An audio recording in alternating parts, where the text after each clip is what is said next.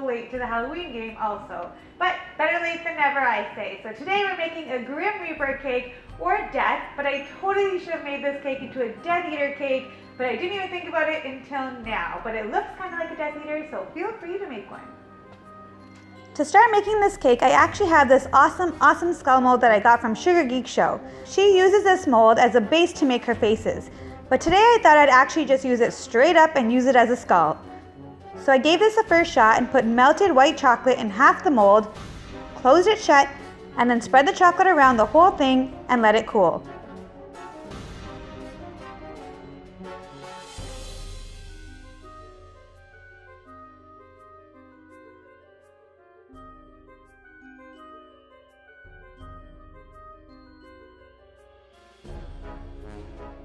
But fail, that clearly didn't work. The white chocolate was too thin all around and it just snapped. So I tried it again. This time I filled up both sides of the mold with melted white chocolate. Carefully and really quickly shut it and click it shut, and then put that in the fridge for about an hour. And perfect, it worked amazingly, and it's really hard and sturdy. If you want, you can just shave off some of the edges with a knife. How awesome is this? But now that my head is solid chocolate, I'm going to have to make room for the big dowel that needs to get through his head. So I'm using my drill here to make a hole. This would have been way easier if I had a screw that was actually the size of my dowel. So this took a little bit of time, but eventually I got it.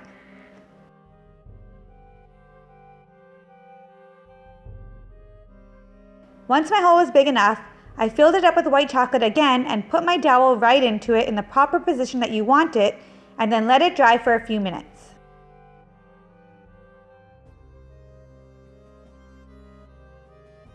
While that's drying, I got to work on the board. Using an extra dowel, I traced a circle and cut a hole into the board so that my head and my dowel will have something to stick to.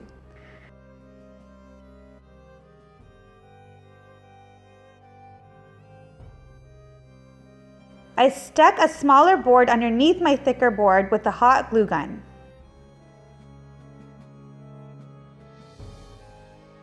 Then take your head and dowel together and glue that into the hole with your hot glue gun. At this point, it was pretty clear that the white chocolate head is super heavy and that wasn't gonna hold. So I used some aluminum tape that I got from Home Depot and taped it at the bottom to hold it in place. And it's also there to protect the cake from the glue.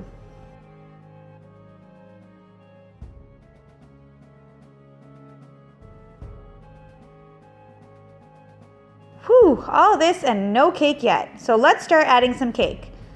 Because this has a dowel right in the middle, I had to cut my cakes in half and add them on either side of the dowel, using icing to help stick the cakes together and layer them up. While making this cake, I got back into the Halloween spirit, which for me is the Harry Potter spirit, and I've been listening to the audiobooks and watching the movies all over again, and I love the audiobooks. It's making me love Harry Potter world even more, and now my hubby's listening to them for the first time because he hasn't read the books and he's loving it. And this cake totally reminds me of a Death Eater. I wish I had actually thought to make a Death Eater in the first place. Come on, Asma.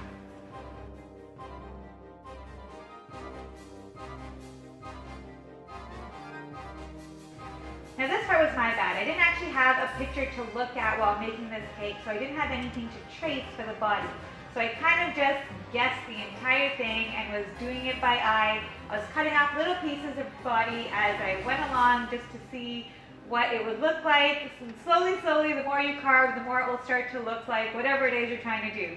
So kind of have it in your head. All of mine was up here, and so sorry that doesn't help much, but if you can find a photo of what exactly you're trying to do, that would make it a lot easier, but no one online has actually made this that I found. So this was all just me guessing my way around it.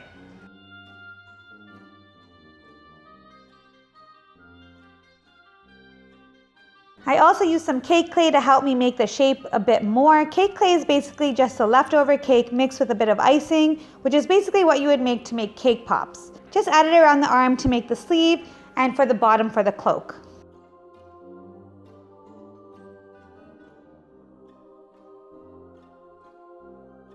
I gave this cake a coat of ganache and let it set up in the fridge.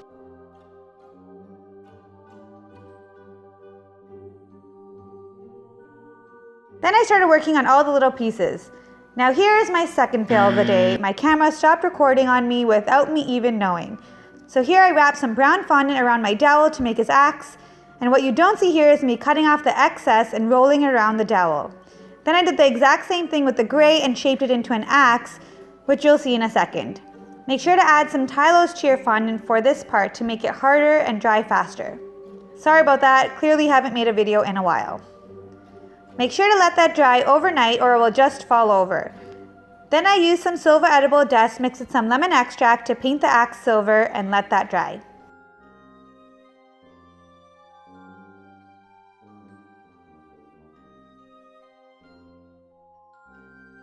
I made some skeleton hands just by guessing my way through it once again. I actually should have done the hand a little bit later so that it was still moldable by the time I needed to put it on the axe, but that's okay, we'll figure it out. I made a chain and painted that silver too, and also used an old skeleton chocolate mold I had to make a little skeleton face for the chain and then painted that silver.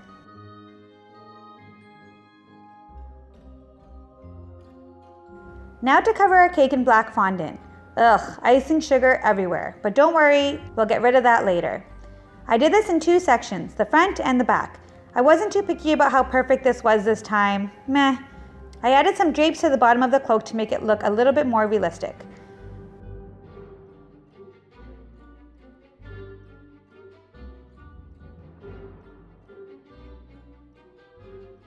Fun fact, 3 years ago I wore this wig as Hipster Ariel on Halloween, and I love this wig so much and I love the color that 3 months later when my honeymoon was over, I dyed my hair almost this color, a little bit more pink, and it's been pink ever since.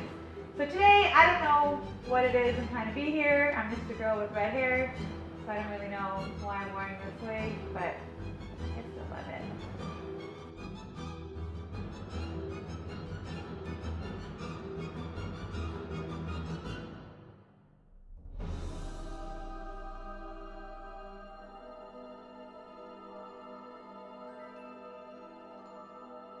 For the head, I added a small piece of fondant into a cone shape so that I'd have the shape for the hood, and then place another rolled out piece of fondant onto his head for the hood. This again was all guesstimating. It's better to go big and cut off parts that you don't want after. Work quickly here, mine started to tear a bit. I folded some of the fondant over to make it look more like a hood and used some paper towel in between rolled up as placeholders to let it dry just like that.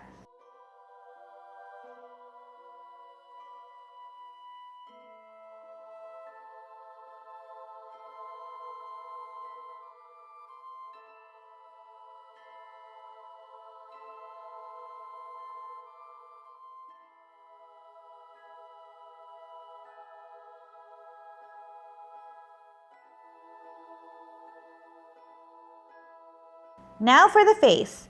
Although it looks cool the way it is, I tried to make it look a little bit more dirtier and used some black luster dust and some melted cocoa butter to paint on the white chocolate face. Cocoa butter helps the paint stick to white chocolate better than the extract or water. Again, I wasn't too picky about how perfect this was.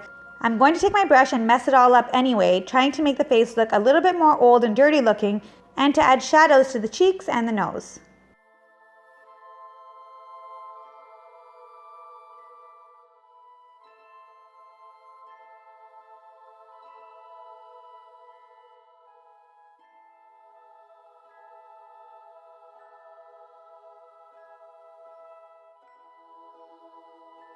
To get rid of all the icing sugar, I use a trick I learned from Cake Boss and use my mini steamer just for a few seconds to smooth it all out. Magic.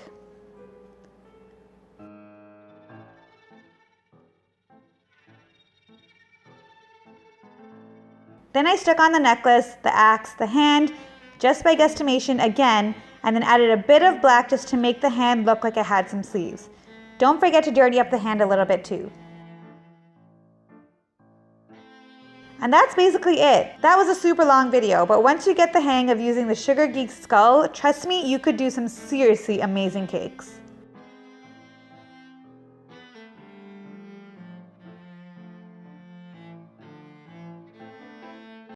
First place, because I don't even know what am I saying?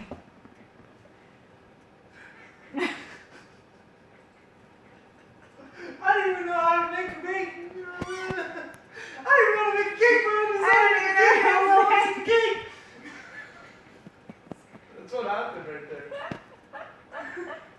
Thank you so much for watching, guys. If you like this video and you like this cake, please give it a thumbs up. And if you haven't seen my last Halloween video with my niece and nephew, click right over here to watch it. And don't forget to subscribe to this channel by clicking right over here. Happy Halloween, guys. Be safe and see you next week. Bye.